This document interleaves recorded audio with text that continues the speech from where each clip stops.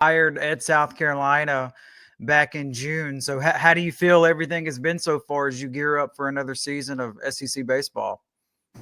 Well, I can tell you this, I feel born again, honestly. It's been so exciting for me. I've loved every second I've been here in Columbia. We've got some pretty good ball players. I think we're going to be a little bit underrated going into the season. But there's such a nice group of kids too. I mean, it just really enjoyed going to the field every day. And we got a beautiful park. I sit here in my office. I have big picture windows looking out over the field, and it almost feels surreal, like a dream. Like any second now, my mother's going to pinch me and tell me it's time to wake up and go to school. But I'm just really grateful to be here and loving it and loving being back out on the field working with the guys.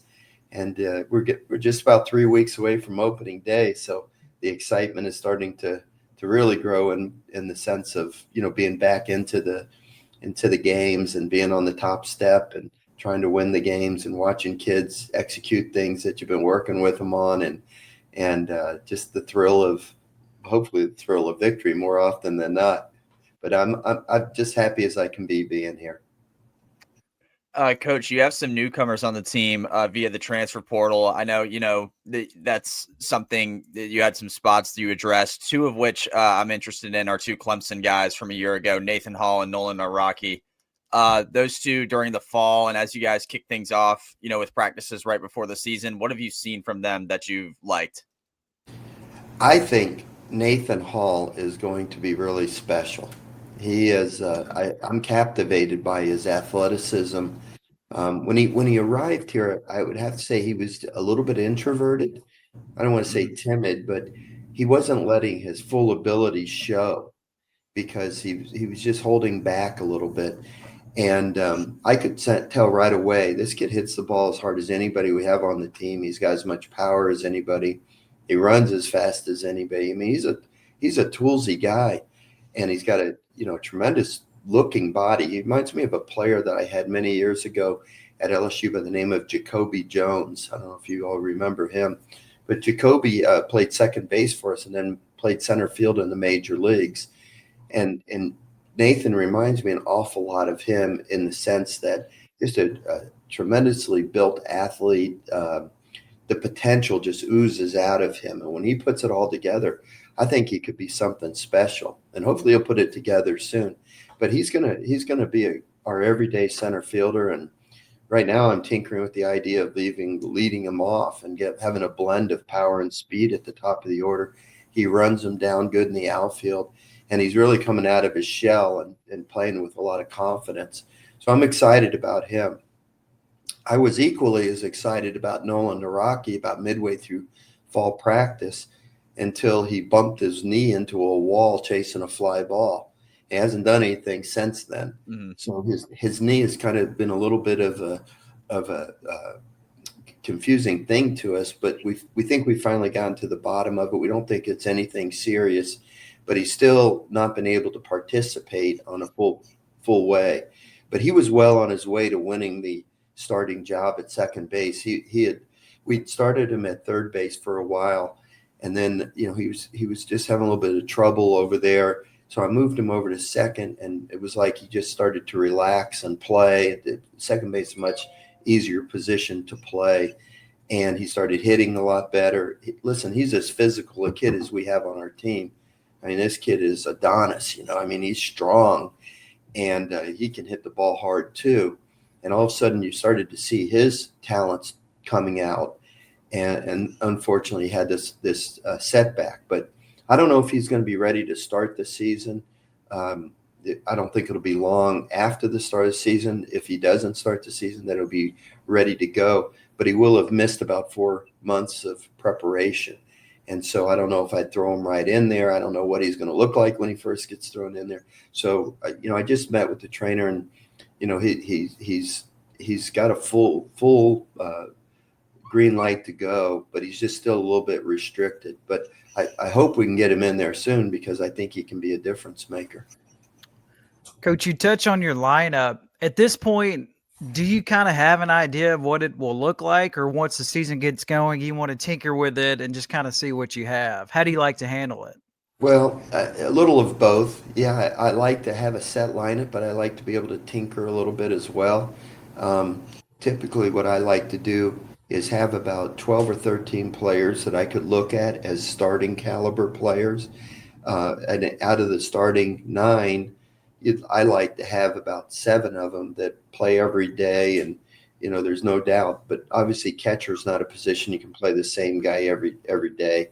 And maybe there's another position that's still up for grabs a little bit, or there's two or three players that you still want to be able to get them time because in case anybody ever got hurt, you don't want them just being cold coming off the bench where they haven't played in quite a while. So I like to keep 12, 13 players ready to go at any time. That's just kind of always been my MO.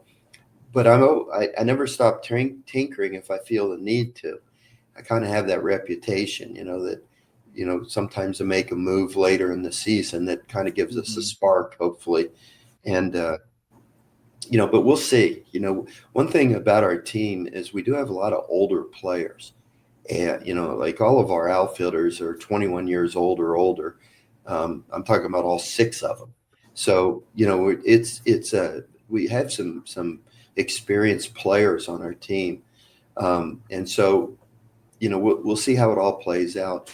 But there's a very good chance I am going to play one freshman for sure at third base. I'm really high on a young boy by the name of KJ Scobie from down in mid-Florida. And he's really shown as an outstanding defensive third baseman, and he's got some pop in that bat too. I think he's going to just get nothing but better. So you don't see too many freshmen starting in the SEC anymore, but I think this kid has the ability to step in and play for us, as well as the composure and poise.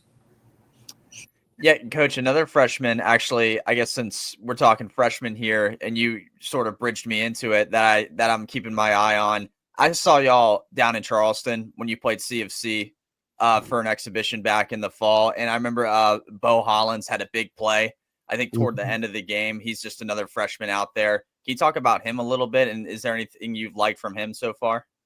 Bo's going to be a really good player. Bo is a premier defensive player, first base. I mean, he looks the part.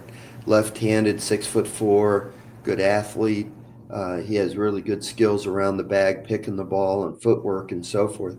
His hitting was a little bit behind about the first half of the fall, and then he picked it up. The second half of the fall practice, he was much, much better. And you saw him the last day of fall practice when he missed a outside of the park home run by a couple feet, and it turned into an inside the park home run. And I think he had another hit in that game as well. So Bo's improving. There's no question about it. It's hard for freshmen to come to an SEC school and make a real impression right away. But I don't think Bo's probably going to be in the starting lineup right from the start. We have this other kid by the name of Ethan Petri you may have heard of. He got about 44 runs, I think, in his first 2 years here. So until Naraki is ready to play second base, I'm the guy that normally would play first base is Will Tippett, who was last year's shortstop, and I'm having to move him over to second base, which means I have to bring Ethan Petri in from right field. So basically, I'm right now, if the season were to start, I would probably play one of those veteran outfielders in the outfield instead of Bo Hollins at first base. But Bo's the type of kid that I could put in for defensive purposes, move Petry back to right field late in the game, maybe move the right fielder to left field to enhance our defense in that area as well. But I would not be surprised as the season goes on if Bo Hollins, continues to gain experience with those defensive, you put him in for 3 innings, he gets in at bat, and he does that several times. In my coaching career, I've done that many times with players, and it kind of gets them used to the speed of the game. It gets them used to the bright lights. And then, 20, 30, 40 games into the season, all of a sudden that young freshman is ready to go on an everyday basis. And I did that with, numerous players throughout my career. And I think Bo kind of fits that mold. Well, Coach, you allude to Ethan. He's back, first team SEC a season ago. What makes him so special for you on the field and off the field? Well, let's start with off the field, okay? When Ray Tanner was the athletic director and offered me the job here, And I accepted it, but nobody knew about it. The first phone call I made was to Ethan Petri. I wanted to make sure that he was still in the fold with us, you know. And I was just so impressed with him right from the start when I talked to him. Just very mature, loves South Carolina. I don't think he would have ever considered leaving South Carolina, to be honest with you. And his whole attitude as I've gotten to know him just reminds me so much of Dylan Cruz when I had Dylan and had recruited Dylan, and then he played for me at LSU in his first year before I retired. Just, you know, even though he's got great talent and he's the best player on your team, he's very humble and is very team oriented. And those are the similarities between Ethan and Dylan. And it's wonderful when your best player is such a team guy. You know, he's out there, you know, busting his rear end every day. Well, you know, everybody's got to follow suit if the best player on the team is working hard, right? And Ethan is really a good ball player. I mean, he's the first thing that you notice about him is his size. I mean, he's 6'4", 240 pounds, and he can hit the ball a long way, and he hits the ball very hard. But he's a better athlete than most people probably would give him credit, even though he's lugging around 240 pounds. He moves pretty good. He's most of the fall I played him in the outfield, and I thought he did a good job out there. Then I actually worked him some at third base, and he, believe it or not, he handles himself decently over there. And he could play third base for us, except I just am going to choose to play KJ Scobie, assuming he's healthy and continues to play well. But now he's finally starting to work at first base, and already in just a couple of days, you can see the improvements that he has made because of his athleticism. So he's really just the complete package. You know, he's a really great hitter for power. He hits for average. He comes through in clutch situations. He's got great attitude. His defense is serviceable and good enough wherever you play him. So, you know, what's not to like about the kid? I hope he has his best year ever in his 3 years this year. And if he does, then good things are going to be in store for the Gamecocks. Yeah, that's good news for you for sure. Coach, then I guess we could transition into pitching a little bit. The one thing that stands out to me about your staff is all the returners you have from last year's South Carolina team. There's plenty. You go down the list: Dylan Eskew, you got Roman Kimball, Jake McCoy, Matthew Becker, just tons of guys, you know, who are coming back. And I think that sort of experience, you know, in Columbia is going to help this staff in the long run. What kind of things do you have to say about this pitching staff? Well, technically, we only have 14 returning players on our entire team, so it's hard to think that way, but it's the case. But one of the guys that's returning but didn't play at all last year is a kid named Eli Jerzenbeck. He was injured in his freshman year here and had Tommy John and then missed all of last year. If he continues to progress the way that we see him, there's a very good chance he's going to be our Friday night starter. And you're talking about a guy that can pitch in the mid-90s. He's got an excellent command of his breaking ball. His changeup is really good, and he's got unflappable self-confidence out there. I mean, this kid really believes that he can achieve great things in baseball, which is what you want. So that's going to be, you know, obviously your number one starter is always going to be critical to your success. Dylan Eskew has really grown on me. When he was first in the fall, he hadn't pitched in the summer. You know, he came off his season, a disappointment that he didn't get drafted. And when he showed up, he wasn't throwing real hard. His command was okay. But as the fall went on, you started to see what a wonderful kid he really is. He's tremendously dedicated. And Terry Rooney, our pitching coach, just loves him. It's like having another coach on the pitching staff. And he's an older guy and he's a leader. And Dylan kept improving throughout the fall. And then Terry's worked with him on a there's no secret that Dylan's a big sinker ball guy where the ball was going in on right-handed hitters. But Terry has really worked with him on throwing a cutter that will break away from the right-handed hitters. And I think it might be a game changer for him, in all honesty. He's got a good changeup. He's got good command. He's a veteran guy with a lot of experience and a lot of self-confidence. It's not overpowering stuff, but he might be 92 or 93, which is nothing, to ignore. But he's going to, he's going to be that kind of pitcher that you got to play good defense behind him. And so, especially if the other team's loaded with right-handed hitters, you're going to get a lot of ground balls on the left side of the field. The fact that he's come up with that cutter and his changeup is developing, we're feeling more and more confident that he can get left-handed hitters out as well. And then the sleeper is Jake McCoy, who you mentioned. And, Jake's got probably the best or second best arm on our staff behind Jersenbeck, or maybe better than Jersenbeck. I mean, he was up. I remember seeing him touch a 97 on the board this past fall, left-handed, but he doesn't normally pitch at that. If he's pitching 93, 94, that's still pretty good for a left-handed pitcher. But he's got to be able to throw the ball where he wants it. He's got a nice slider and a nice changeup, but he just got to be able to command that fastball. That'll be the key for him. But we have a slew of guys that we brought in as well that I think are going to play pivotal roles. It'd be hard for me to talk about all of them, and I'm not even sure what roles they're all going to be in. But I guess the way to describe our pitching staff is, we may not have what was the kid's name from Arkansas last year that was so dominant, the left-handed pitcher? Hagen Smith. Yeah, we may not have a Hagen Smith or a Paul Skeens, maybe not even an Aaron Nola or a Kevin Gosman or Alex Lang like I had at LSU, although I think Jersenbeck's got a chance. But 1 through a dozen, we're going to be okay. I mean, they're all going to throw 90-plus miles an hour. They're all going to have off-speed pitches, but they're just not overpowering guys, We're not going to run anybody out there that I think is an embarrassment, but I think we're going to have to play good defense behind them, and we're going to have some offense too. We may not play a lot of 2-1 games, because we may give it, in our ballpark, which is conducive to giving up some home runs, we're going to have to match the, a little bit of offense. But I think our pitching is going to keep us in the games and be respectable.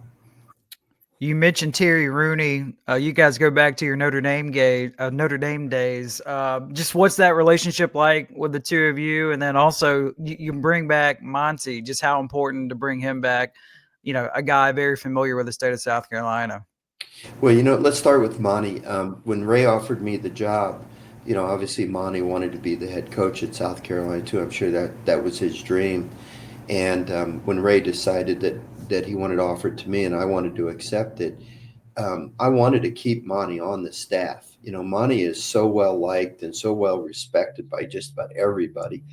And I was a little bit concerned that if he didn't stay, that, at that time I hadn't talked to Ethan Petri and, some of the other guys, the veteran guys like Talmadge LaCroix and Will Tippett and Kennedy Jones and Blake Jackson and, some of those kind of guys. And, I know they all loved Monty and I had great respect for Monty too. So he and I talked on the phone, the next morning, and we had a really lengthy conversation and it appeared to me very quickly that he and I aligned together in a lot of different things in our coaching. And we thought it was definitely worth him staying on the staff. And then, I needed a pitching coach and I needed a power recruiter. In today's day and age, you got to have somebody that's out there, hustling, knowing the transfer portal and all the other things that go with it. Well, when I lost Brian O'Connor to the University of Virginia many years ago at Notre Dame, Brian had been my pitching coach for 9 years. I did a national search to try to find a new pitching coach because it was going to be the most important hire I could make at that point in my coaching career. And all the fingers kept pointing to Terry. He was at Stetson at the time. So he came with me to Notre Dame. He worked with me 3 years there, did a terrific job. And so when I decided to take the LSU job, I brought him with me. My hitting coach at that time was Cliff Godwin. So I had two pretty good coaches on my staff. Cliff, of course, has done such a great job at East Carolina now. And so Terry and Cliff worked with me for 2 years at LSU. And then Terry got offered the head coaching job at UCF. And I suggested he take Cliff with him to run the offense because, Terry's not really an offensive-minded coach. He's a pitching guy, So they worked together down there. And then eventually Cliff ended up getting back in the SEC at Ole Miss. and Terry, stayed 8 years at UCF, but he just missed being a pitching coach and a recruiting guy. And, when you're a head coach, you're kind of the CEO, and you got a lot of administrative work to do. You got to do podcasts like this and, just a lot of other things that take your time away sometimes from being on the field with the kids. And Terry just wanted to get back on the field. So he went back and started being a pitching coach at different places. And so when Ray offered me this job, I think after I talked to Ethan Petri, the next call was to Terry Rooney. And I said, Terry, look, Ray's offered me this job. I'm not taking it unless you come with me. So, he came with me and we've not only have always worked together very well, but we've become great friends through the years, as you might imagine. And Terry's as loyal as the day is long. So between Monty and Terry, and then I've got a young coach, John Hendry, on our staff who was with Brian O'Connor for 3 years at Virginia in a non-on-the-field role, as a director of player development. We've added Chris Gordon to our staff here, who I have an unbelievable amount of respect for. Chris has been the pitching coach at Duke. He's been at Texas, and he brings a lot of great insight into everything that we do. And so he's become a tremendously valuable member of our staff. So I feel really good with our staff. I feel good with our pitching staff. I feel good with our lineup. And, I told our team the other day when the polls started to come out, the last time I think that I have coached a team going into the season that wasn't ranked in the top 25, maybe even in the top 10 going into the season, was my second season at LSU in 2008. And that year we were picked to finish 10th out of 12 teams in the SEC. My first year at LSU wasn't too awe-inspiring, if it is putting it nicely, okay? So going into the second year, nobody was taking us serious. That year we won the SEC West. We won the SEC tournament. We were a national seed. We won the regional. We won the super regional, went to Omaha, won a game, and then lost 2 close games to North Carolina. So, it doesn't matter how people think about you going into the season. The thing we can control is how we play and what we think of ourselves. And so, it's kind of nice for me personally being an underdog. I didn't get to experience that very often, at my previous job. So, I don't know if we'll sneak up on people, but I know our kids have a lot of pride in the school they're representing, and this school has great history and tradition. And, it's time for us to get, reclaim our rightful spot in college baseball. What Ray Tanner did through all those years, Bobby Richardson, June Raines, we need to restore that a little bit. And with that said, let me just say this. I think Mark Kingston did a good job here. I really do. He recruited some good players here. He left me some good players, and he's an excellent coach, and I wish him nothing but the best at Creighton. When I, left LSU, I felt like I handed off a pretty good team to the coach who replaced me, and the same at Notre Dame and Air Force and so forth. And that's something that I think is important, for people to recognize that when a new coach comes in, what the previous coach did plays a big role in how quickly you can take the program to a significant improvement level. Right. And I think Mark did a really outstanding job here. And, I'm proud to take the reins now and see what we can do. Coach, my next thing is about your schedule, in particular your SEC schedule. I'm sure you've heard this already, but taking a look at it, it's pretty tumultuous.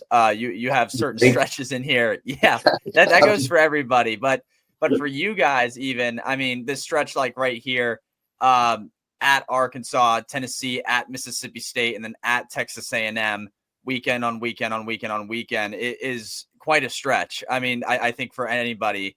I don't know how much you guys have talked about that, in January. You have a ton of games before you even get to that point or that kind of stretch. But, what kind of things are you going to say to your team once you get to SEC play, where it's just going to be, a battle every weekend against these teams? It's funny around here. Nobody ever talks to me about those games. They just want to know if we can beat Clemson.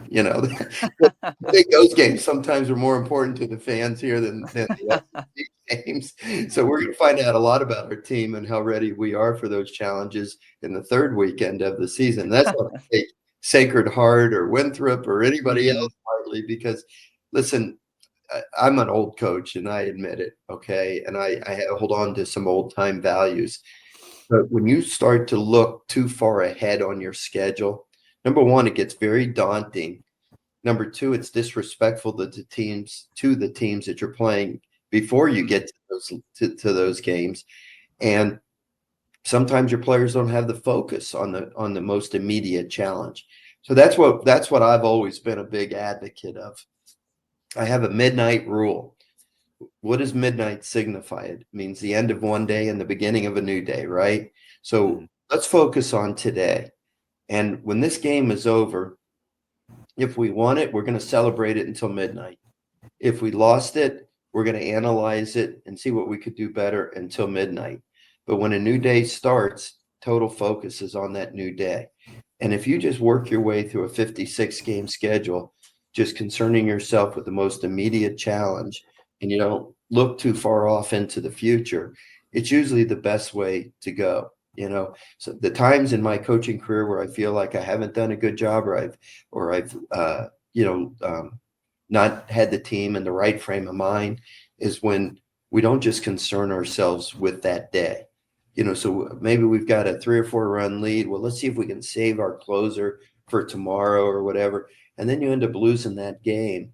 Whereas if you use your closer, okay, you may not be able to have them tomorrow, but your team won that game. And so you've got momentum and you're feeling good about that. Now, if you can just win one of the next 2, you win your series. I coach better when I just take them one at a time. I make better decisions during the games. And also I keep the players more focused on the most immediate challenge. So look, as a coach over the holidays, yes, I looked at that schedule, Alfred. It's daunting, the first half of the schedule, you start with Oklahoma. It was in Omaha 2 years ago, right? First SEC games. I think they'll be a little bit fired up. Then you go to Arkansas. Need I say more? Then you got Tennessee, the defending national champion. Then you go into Mississippi State, one of the true blue bloods forever. And then you go to Texas A&M, the number 1 team ranked in the country. 3 of the 5 series are on the road. So, yeah, we could sit here and say, boy, if we come out of there with our head above water, we're going to be in good shape for the second half of the season. But no matter what happens, the season's going to continue. So we'll just take them one at a time. I have a little saying that I always tell the players: you have to respect every opponent and then be in awe of none of them. They're just put on their pants one leg at a time, just like you. They may throw it a little faster or hit them a little bit further or run a little faster, but anybody can beat anybody in this game on a given day. That's well said. Last thing for me, Coach. Last 3 years, you did not coach a team for the first time in a long time. What did you do? Like, did you keep up with the SEC? Did you watch games? Did you go to games, or did you just step away from baseball entirely? How were the last 3 years for you? It was a tough 3 years. I'll be honest with you. When the pandemic hit in 2020 and the season got shut down, it dawned on me that it was literally the first time in my life, probably since I was 5 years old, that I wasn't wearing a baseball uniform in April and May. Okay. So that gave me a little bit of knowing what it was going to be like when I did decide to go into retirement.